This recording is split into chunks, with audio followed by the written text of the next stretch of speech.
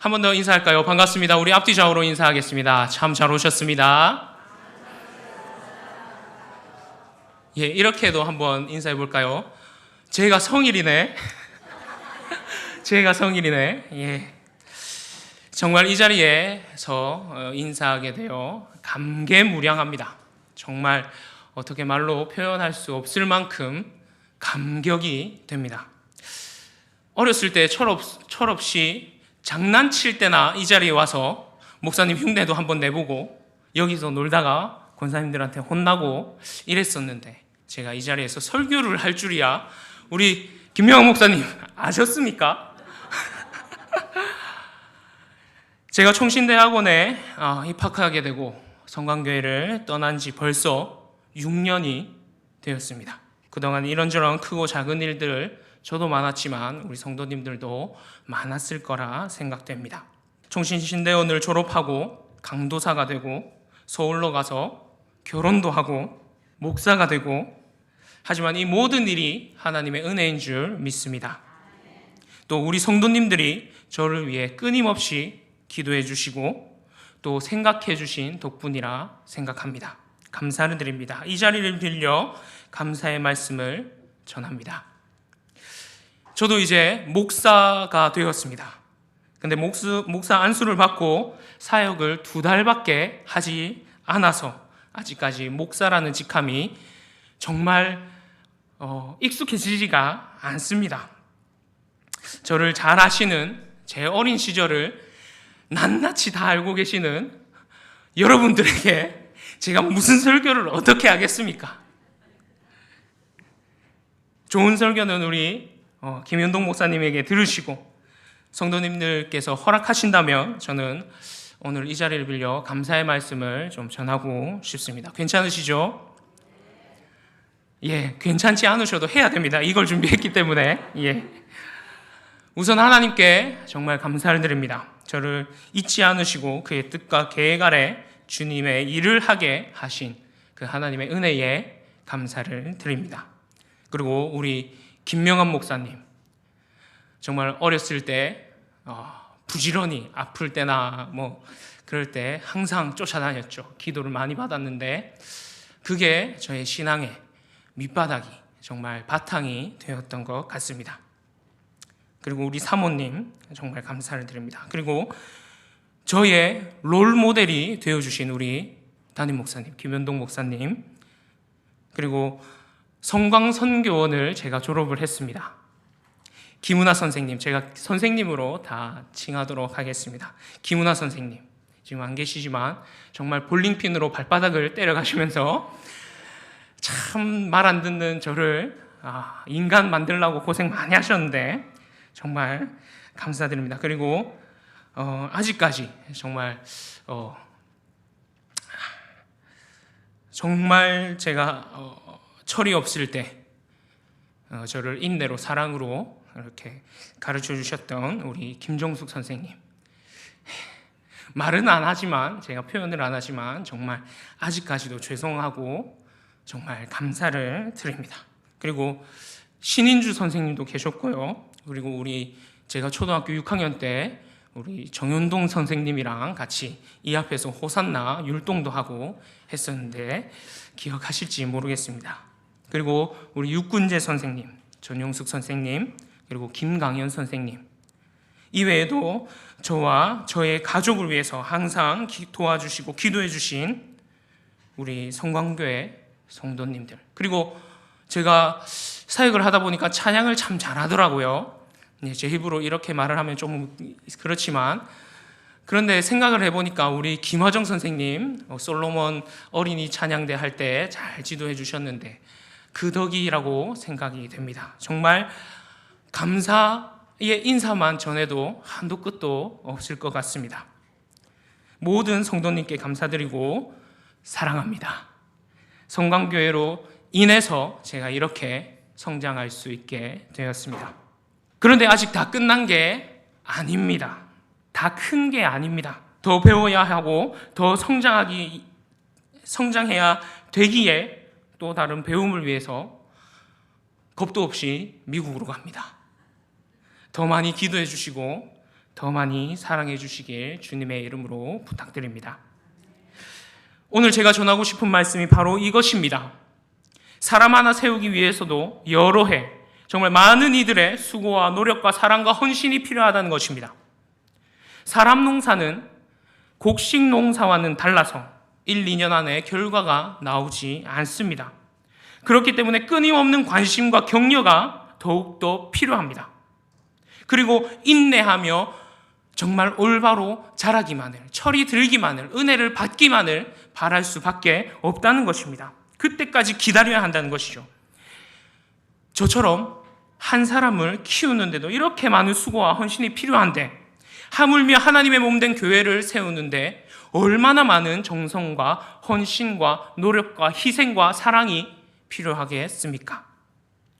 오늘 말씀 데살로니가전서는 바울이 적은 편지 중에 가장 먼저 적은 편지라고 우리가 잘 알고 있습니다. 데살로니가 교회는 사도 바울이 2차 선교 여행 때 설립한 교회입니다. 바울이 3주간에 걸쳐 설립한 교회로 야손의 집에서 출발한 작은 가정교회였습니다. 이 가정교회를 바울이 제대로 양육하지도 못했고 3주 동안 세웠는데 바로 양육을 할 수 있었을까요? 그런데 유대인들의 핍박 때문에 바울이 급히 피해야 했다는 것이었죠. 결국 바울은 베레아로 선교를 나서게 되었고 계속해서 남쪽으로 아데네까지 이르게 되었습니다. 하지만 고린도에 도착한 바울은 데살로니가 교회의 사정이 궁금해서 견딜 수가 없었습니다. 그래서 그는 디모데를 통해서 데살로니가 교회에 디모데를 파송하고 그를 통해서 보고받은 후에 고린도에서 본 데살로니가 전서를 적었다고 우리가 잘 알고 있습니다.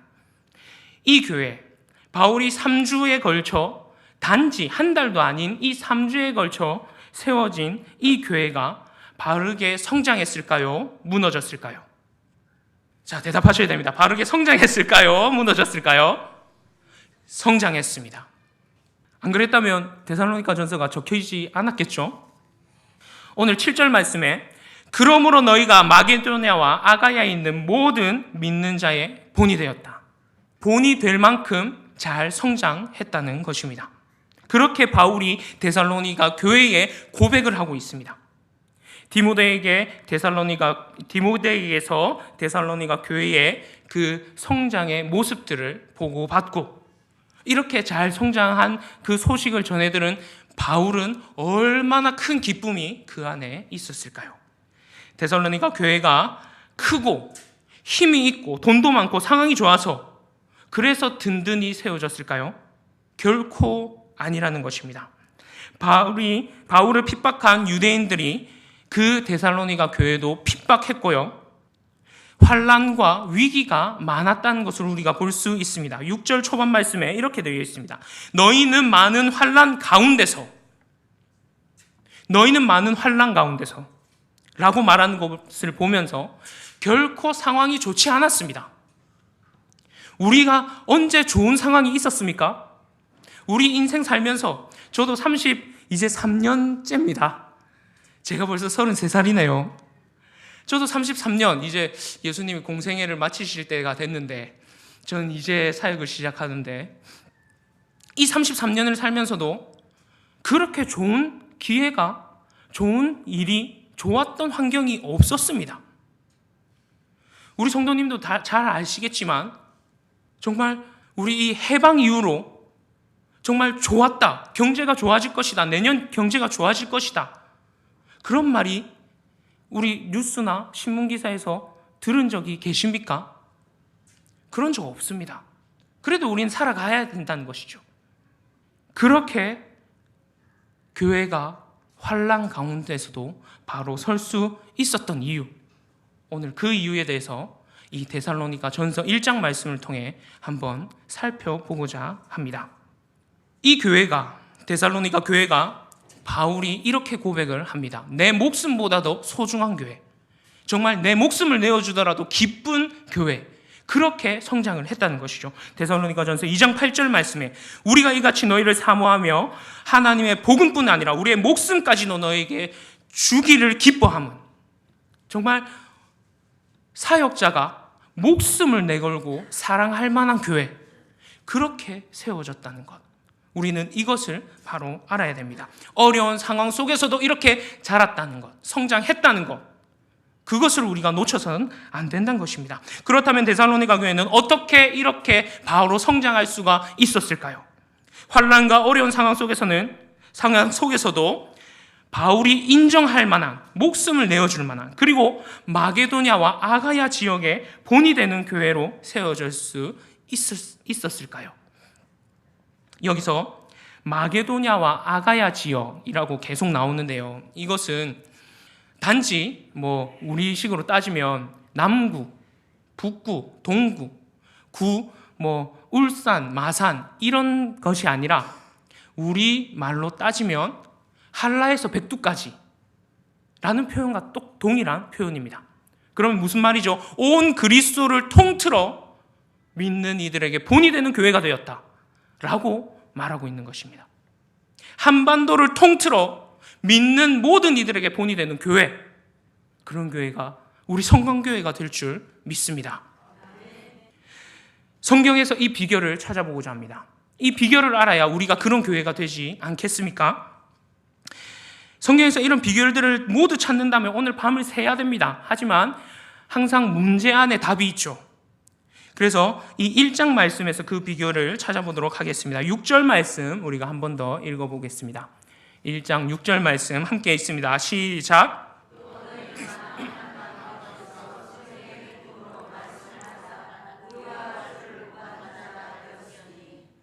아멘.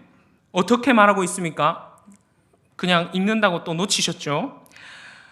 너희는 많은 환난 가운데서 어떻게 말씀을 받았다고요? 성령의 기쁨으로. 이것이 비결입니다. 성령님이 주시는 기쁨으로 말씀을 받았을 때 그때 능력이 나타나는 것입니다.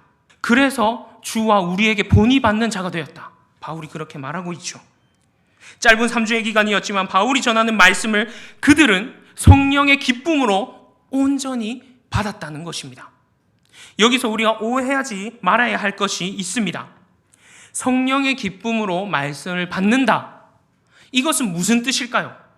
자동적으로 우리가 앉아서 기도 열심히 해서 성령 충만하고 정말 자동적으로 말씀이 내 몸에 흡수되고 그걸 말할까요? 아닌 것입니다. 대충 생각하기에 정말 쉬울 것 같습니다. 성령님 은혜만 주시면 우리가 말씀을 당연히 제대로 잘 받을 수 있을 것 같습니다. 하지만 성령 충만할 때, 여러분 성령 충만할 때가 언제였습니까? 저는 수련회 갈 때 성령 충만한 은혜를 많이 받았죠. 그리고 점점 시들어갑니다. 우리 성도님들도 다 그렇지 않습니까? 어떤 이벤트, 어떤 한 사건에 대한 성령 충만함이 갑자기 불일 듯 일어났다가 세상 살다가 보면, 우리의 인생 살다 보면, 여전히 똑같은 우리의 인생을 살다가 보면 정말 곡간에 곡식 조금씩 빼먹듯이 점점 빼먹고 가다 보면 결국 바닥이 드러나는, 우리의 성령 충만함이 항상 이래야만 됩니까? 그게 아니라는 거죠. 성령님이 주시는 기쁨이 있을 때만 우리가 말씀을 받았다. 그렇다면 성령이 기쁨을 주시지 않으면 우리는 그 말씀을 받을 수 없는 것인가? 그러면 성령님께서 우리에게 기쁨을 주시지 않았기 때문에 내가 말씀을 제대로 못 받았습니다. 그렇게 말하면 온전히 성령의 탓으로 돌릴 수가 있는 것입니다. 하지만 그 말씀을 하고 있는 것이 아니죠. 이렇게 생각하시면 안 됩니다. 그러면 어떻게 이 말씀을 받아야 하는 것일까요? 쉽게 표현하면 모든 말씀을 겸손함과 감사함으로 받았다. 모든 말씀을 성령이 주시는 그 감사함과 겸손함으로 모든 말씀을 받았다. 이 말씀으로 이해하셔야 됩니다. 자족하고 만족할 수 있는 그 마음으로 말씀을 받을 때, 내가 성령이 충만하든 성령이 기도를 열심히 안 하고 수련회를 안 가고 성령이 조금 시들해지고 있는 그 상황 속에서도 말씀을, 하나님의 말씀으로 기쁨으로 받을 수 있는 비결이 되는 것입니다. 그럴 때 환난을 이길 수 있습니다. 그럴 때 교회가 든든히 서갈 수 있는 것입니다. 옛말에 양약 고어구, 충언 여거이라는 말이 있습니다. 제가 어르신들 앞에서 문자를 쓰기가 부끄럽습니다만, 양약 고오구, 충언 여거이. 몸에 좋은 약은 입에 쓰고 좋은 충고는 귀에 거슬린단 말입니다. 사탕 발림이 아니라는 것이죠. 정말 그 사람을 잘되게 하기 위해서는 채찍이 한 대 더 필요하다는 것입니다. 좋은 말만 듣고 좋은 환경 속에서 좋게 자라난 사람, 그런 사람은 성령의 생명력이 없습니다. 쓴 소리도 들을 줄 알고 소화시켜야 바른 사람, 하나님의 교회를 세우는 사람, 성령의 기쁨이 충만한 사람이 될 줄로 믿습니다. 비닐하우스의 온실 속의 화초, 그런 화초들은 뿌리를 깊이 내리지 않습니다. 왜냐하면 양분도 많고 온도도 적당하고 모든 것을 그 화초에 맞춰주기 때문이죠. 하지만 조금의 변화가 찾아와도 그런 화초들은 금방 죽어버립니다. 태풍이 와서 비닐하우스를 날려버리고 정전이 되어서 전기 공급이 안 돼서 난방이 켜지지 않았을 때 하루도 안 돼서 다 죽어버립니다. 이런 게 찾아올 때 과연 그 온실 속의 화초는 이길 수 있을까요? 맨날 쓰러지고 맨날 낙오할 것입니다. 그리고 주변 환경을 탓하죠. 정전이 되었다. 태풍이 쳤었다. 간밤에 물을 안 줬다. 그렇게는 신앙의 성장, 어떤 말로 우리의 마음, 우리의 심령을 충족해 할 수 있을까요? 데살로니가 교회에는 처음 이 믿음의 씨가 뿌려진 곳, 그곳은 광야였습니다. 유대인의 핍박으로 바울도 참지 못하고 도망갔었던 그곳이 데살로니가 지역의 교회였던 것입니다. 시작부터 핍박과 환난을 마주해야 됐던 어려운 교회였습니다. 그리고 큰 교회, 어떤 교회의 모습이나 있었을까요? 가정교회로 시작되었다고 하죠. 가정교회로. 하지만 이 교회는 그 척박한 땅에 말씀으로 뿌리내려 어떠한 비바람과 태풍이 몰아쳐도 꿈쩍하지 않는 강인한 생명력을 가진, 성령의 생명력을 가진 교회로 성장할 수 있었습니다. 말씀의 뿌리를 내리는 것, 그것을 우리가 어떻게 알 수 있을까요? 우리는 너무 많은 말씀을 들었습니다. 정말 이제는 말씀의 홍수 시대라고 합니다. 인터넷만 키면은, 컴퓨터만 키면 정말 이 전국의 모든 목사님들의 교회 설교를 다 들을 수 있죠. 뿐만 아니라 전 세계 모든 목사님들의 설교를 다 들을 수 있습니다. 하지만 그 말씀이 내 마음속에 자라서 어떻게 자라날 수가 있을까요? 그것을 어떻게 우리가 확인할 수 있을까요? 그것은 간단합니다. 그 사람의 행위를 보면 압니다. 이 교회는 믿음, 소망, 사랑이 넘치는 교회가 되었습니다. 3절 말씀 함께 읽겠습니다. 3절 말씀 함께 읽습니다. 시작.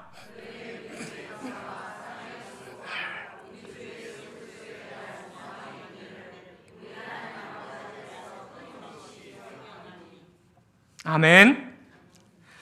믿음의 역사, 사랑의 수고, 주 예수 그리스도에 대한 소망의 인내가 있는 교회가 바로 이 교회였습니다. 이 세 가지에 대해서 짧게 나눠보도록 하겠습니다. 첫째, 믿음의 역사가 있는 교회가 되어야 합니다. 앉아서 말씀만 듣는다고 말씀을 받는 것이 아닙니다. 그 말씀을 받고 그 말씀대로 살려는 몸부림과 열심히 수고가 있어야 합니다. 그러면 자연적으로 믿음의 역사가 일어나게 된다는 것이죠. 안준뱅이가 일어나야만 믿음의 역사입니까? 소경이 눈을 떠야만 믿음의 역사가 일어났다 말할 수 있습니까? 내 앞길이 창창하고 평탄해져야만 믿음의 역사가 일어났다 말할 수 있을까요? 아닙니다. 내가 어떤 말씀을 받았던 그 말씀으로 오늘 하루 몸부림치고 나의 세상의 삶과 영생의 삶이 함께 싸워서 말씀으로 승리할 수 있도록 몸부림치고 하루하루 살아내는 그 기적이 믿음의 역사인 줄 믿습니다. 어떤 말씀 사역자는 이런 말씀을 많이 합니다. 10년, 20년 기도를 하고 말씀을 들어도 도무지 변화가 없는 그 사람이 기적이라고 우스갯소리로 말을 많이 하죠. 맞습니다. 말씀이 들어가고 기도를 하면 그 사람이 바뀌지 않으면 안 된다는 것이죠. 하나님께서 우리의 모습을 손바닥 뒤집듯이 쉽게 바꾸실 수 있는 분이 맞으십니다. 그럼에도 불구하고 하나님께서는 우리의 매일매일 조금씩 변해가는 모습을 기뻐하십니다. 에반 올마이티라는 영화가 있습니다. 그곳에서 한 부인이 이렇게 기도를 하죠. 우리 가족이 화목하게 해주세요. 용기 있게 해주세요. 사랑하게 해주세요.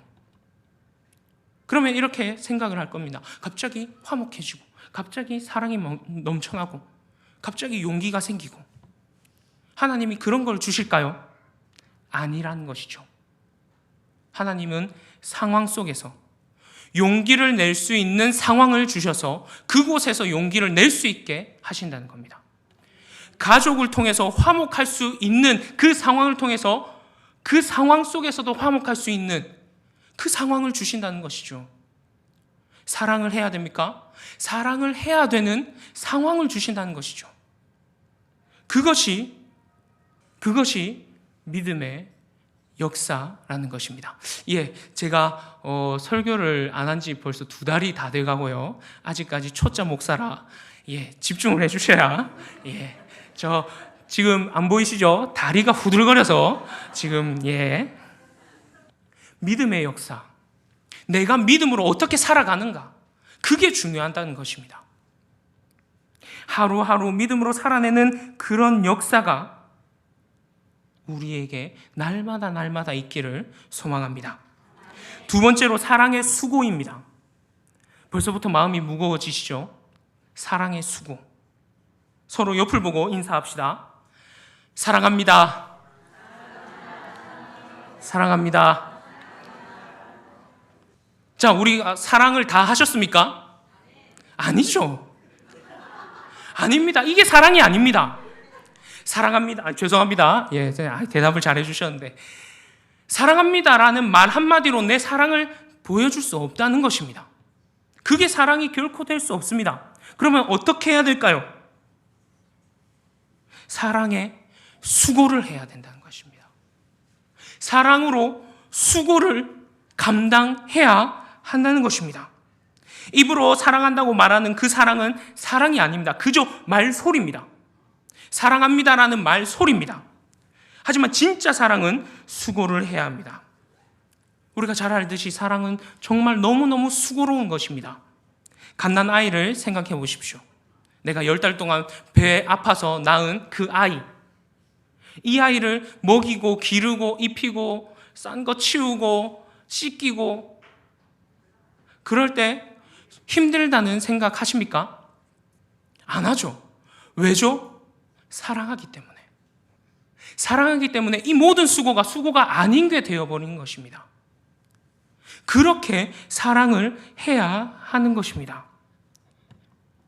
예수님은 원수를 사랑해라고 합니다. 자, 지금 떠오르시는 분이 계시죠? 이 사람은 절대 사랑할 수 없을 것 같은데 하는 그 사람을 사랑해야 한다는 것입니다.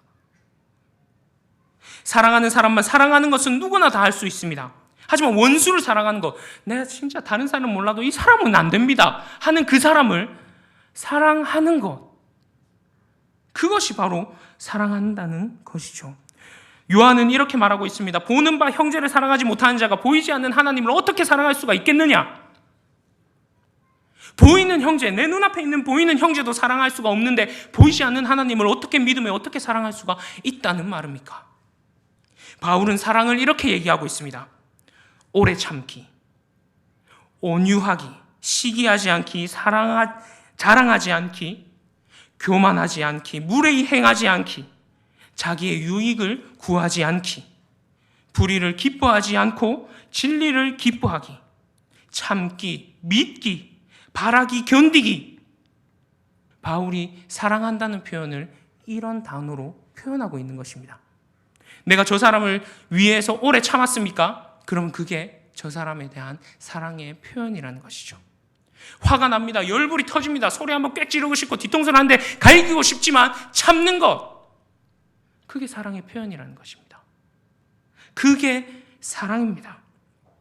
얼마나 수고로운 일입니까? 내가 화가 나는데 참는 거, 내 거만 챙기지 않고 남 거를 챙겨주는 거, 남이 더 잘 되기를 바라는 거. 사촌이 땅을 사도 배가 아픈데 다른 사람이 집을 사면 얼마나 배가 아프겠습니까? 잠을 못 잡니다. 그럼에도 불구하고 축복해주고, 아이고 그렇게 열심히 모으고 기도하고 하더만 축하합니다. 축하합니다. 얼마나 좋겠어요. 한마디 해주는 그게 사랑을 전하는 것입니다. 사랑합니다. 이게 사랑이 아니고요. 그럼 한번 예수님이 말한 사랑과 요한이 말한 사랑과 바울이 말한 사랑을 다 합쳐 얘기를 해드리겠습니다. 원수 같은 형제를 위해 오래 참으시길 바랍니다. 아멘? 예, 아멘 하셔야 됩니다.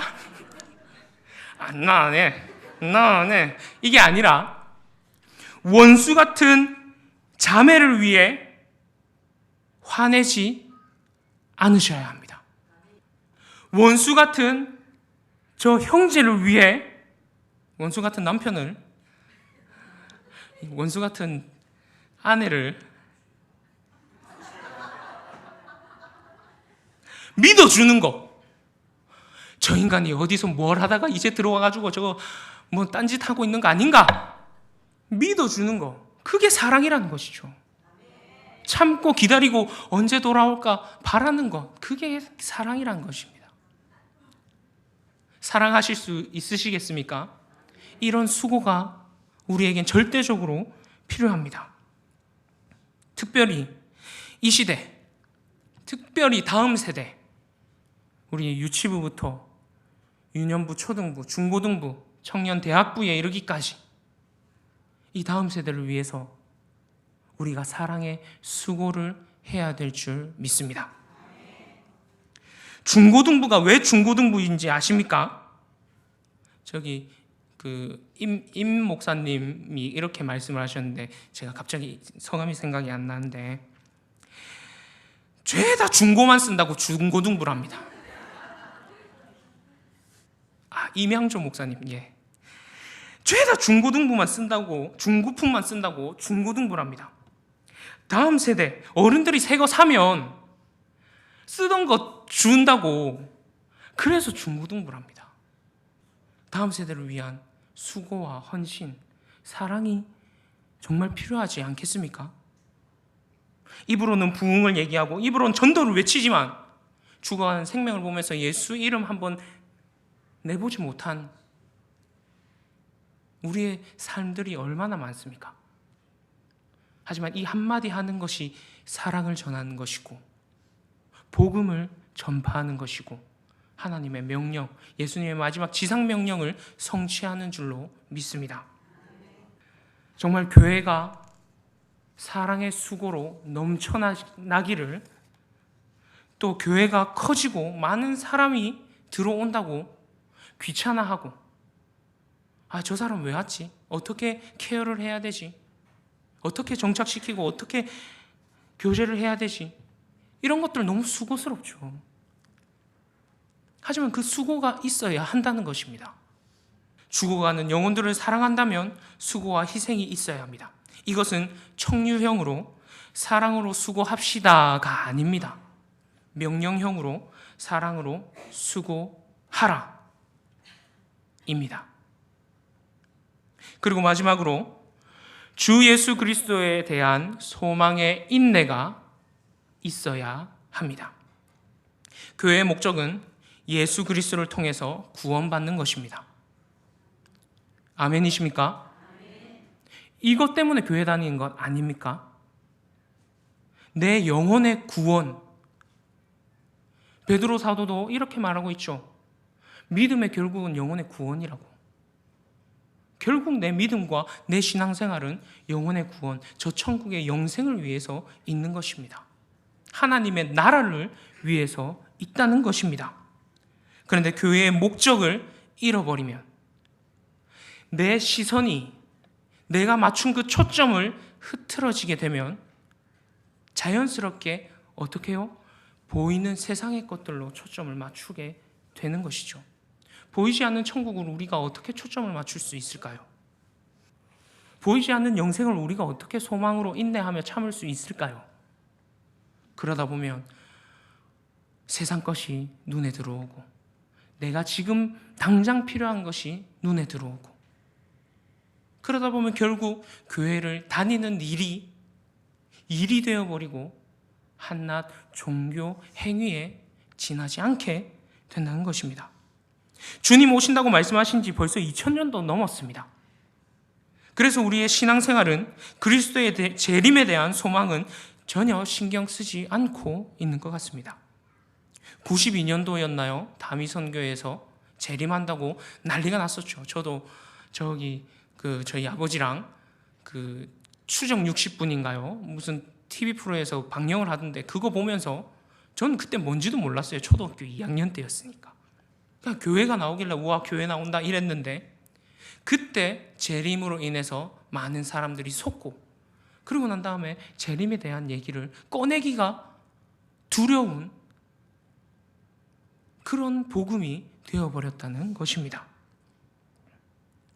하지만 저 천국의 영생에 우리는 눈을 고정시켜야 합니다.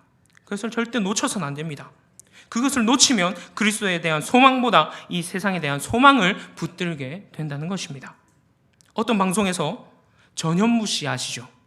전현무라는 그 아나운서가 템플스테이를 합니다.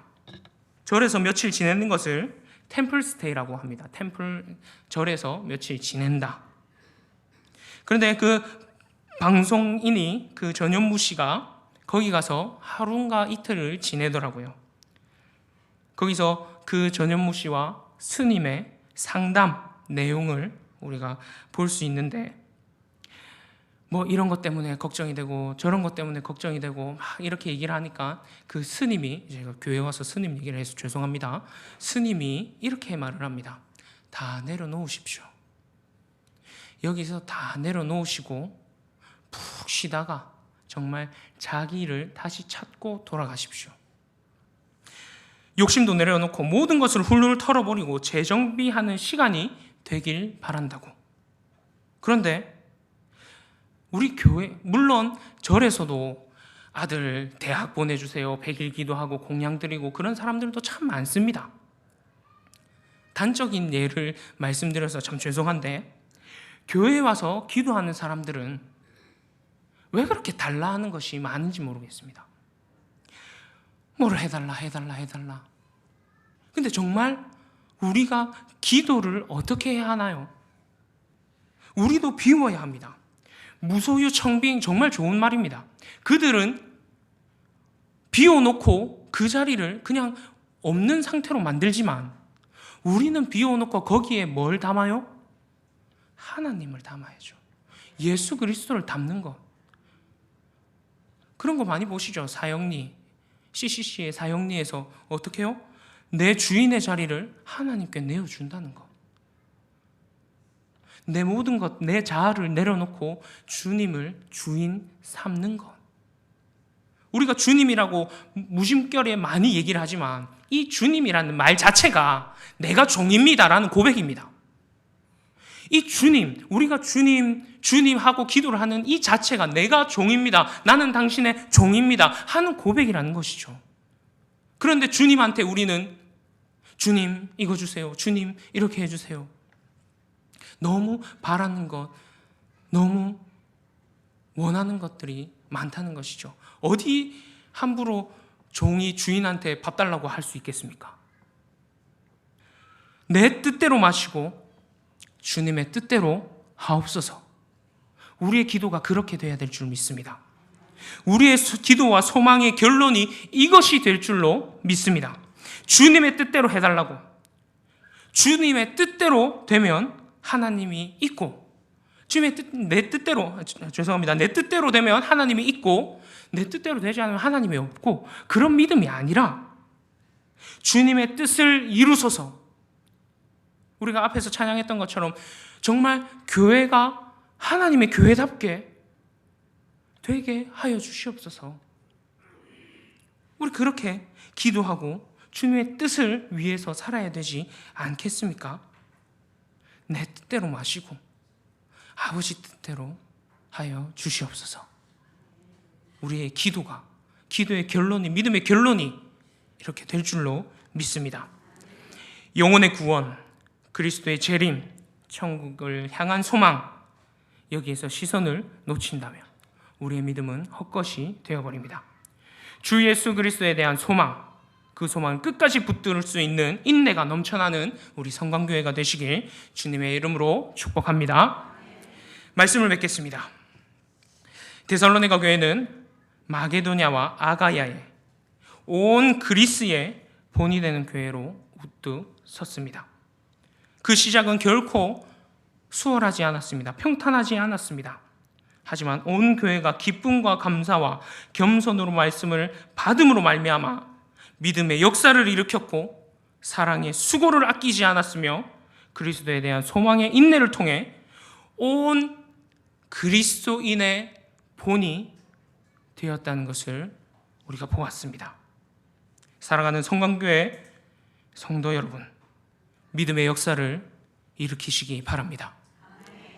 사랑의 수고가 넘쳐나는 교회가 되시길 바랍니다. 그리스도에 대한 소망의 인내가 변함없으시길 소원합니다. 그리하여 대한민국뿐만이 아니라 전 세계의 믿는 자들의 본이 되는 교회로 주목되는 우리 귀한 성광교회가 되시길 주님의 이름으로 축복합니다.